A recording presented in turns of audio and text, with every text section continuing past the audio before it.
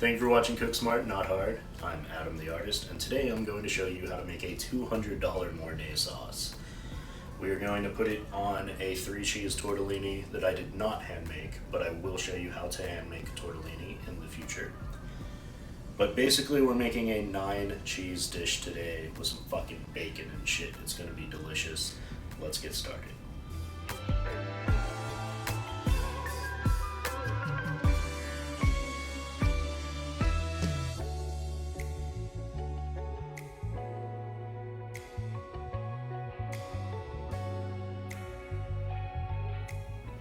It is important to note when selecting your ingredients, if you choose to deviate from this recipe, to not use quite as much of the aged cheeses as you're going to the softer cheeses. They won't melt as well and you might end up with a grainy sauce. So just keep that in mind when you're grocery shopping. But you know, if you use a larger proportion of a softer cheese, you're gonna be fine. It's not that hard. Don't overthink it. Cook, eat it. Cooking is easy. They tell you it's hard. Fuck them.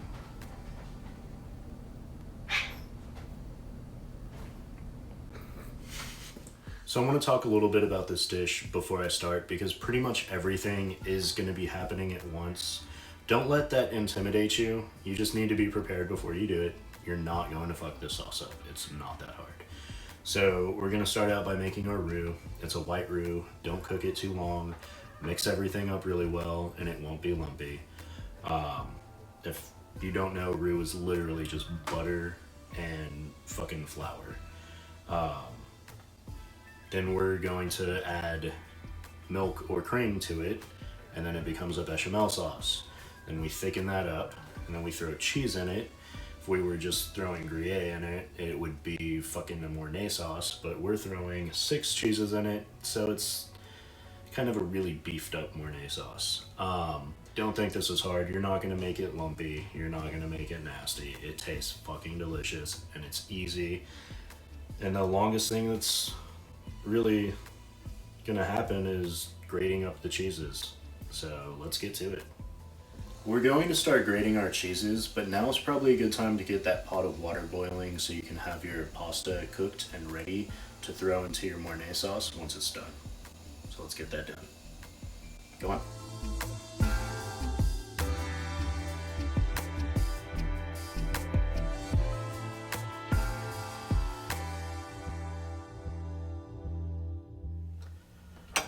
We're going to start by making our roux. Throw some butter in your pan. You want equal parts butter and flour by weight. When I'm making my roux, I melt down my butter completely before adding my flour. But you don't want to completely heat it because your butter will be too hot and overcook your roux rather quickly. So you're just getting it softened up enough so that you can properly mix in your flour.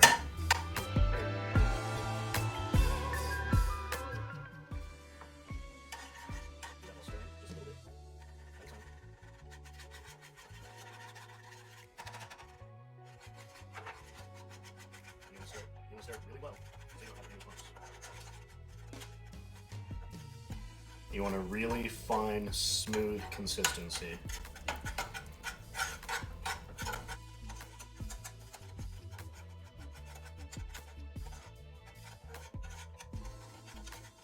No clumps, and we're going for a white roux. Do not overcook it. Start pouring in your dairy. I do a little bit at a time.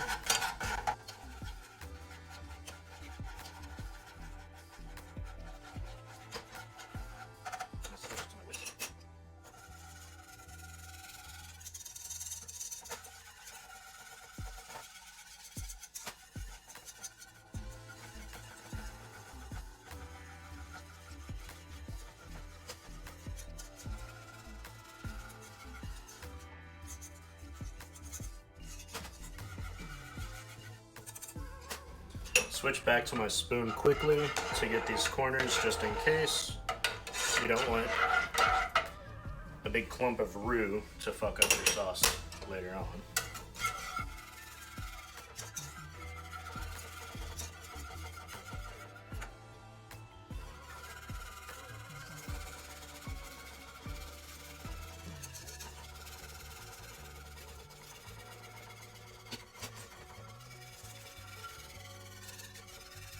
So what we're looking for here is to just thicken this up a little bit.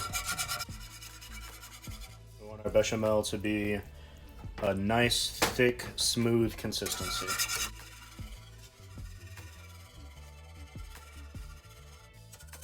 Now is a good time to start seasoning. You use your own seasoning blend. The only thing that I ask is if you're making a Mornay sauce, use nutmeg. It'll bring out that cheese flavor and it'll just amp up the flavor. I have my own little proprietary blend. I'm sure I'll put it in your ingredients list, but you don't have to stick to anything, but I recommend the nutmeg.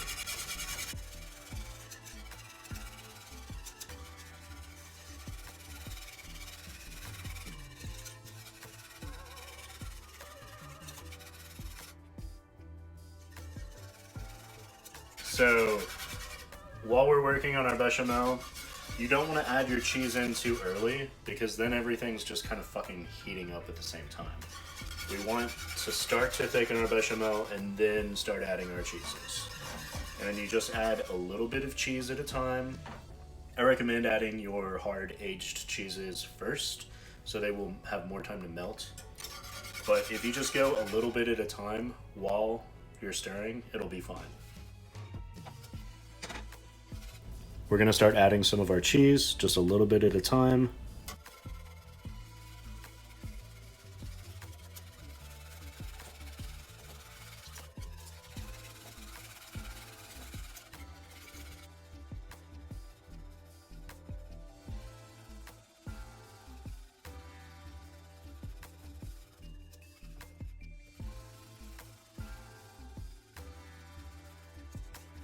Don't overdo it. Check your whisk.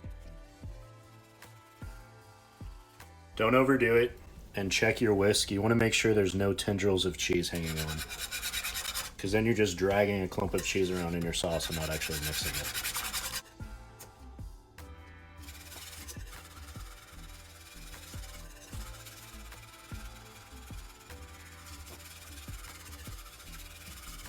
So you can feel it when you've done this quite a few times, but when you lift your whisk up and you have little tendrils of cheese, that means you should keep mixing a bit and make sure that you're not just dragging a clump of cheese around. You want this mixed into your sauce. When you can lift your whisk and there's not clumps of cheese sticking to it, you know your sauce is good.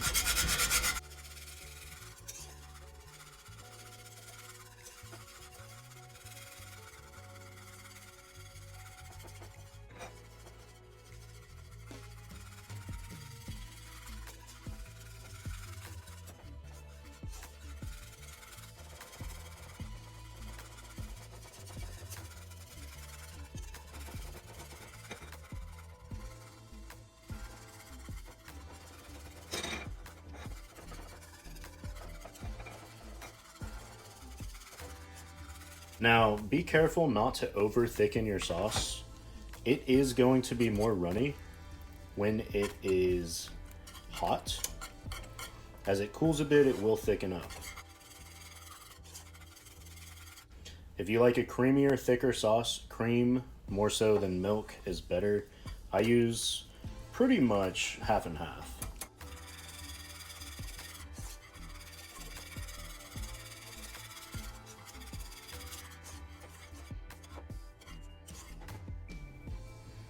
Once your Mornay sauce is complete, pour a little bit over your pasta. Mix that shit up. Don't use too much. You don't want soup, you want pasta. And put it in a fucking bowl.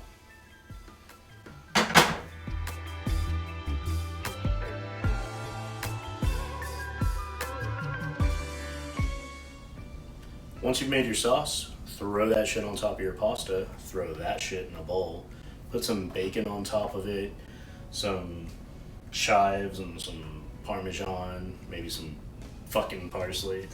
Or throw some cheese on top, throw it in the oven, throw 3 other cheeses on top, and have a fucking 12 cheese whatever bullshit. It's fucking amazing. How many cheeses can we put? However many you want to. It's fucking like, next week we're gonna make a 60 cheese, fuck. And make some salmon carpaccio. Make a fucking caprese salad.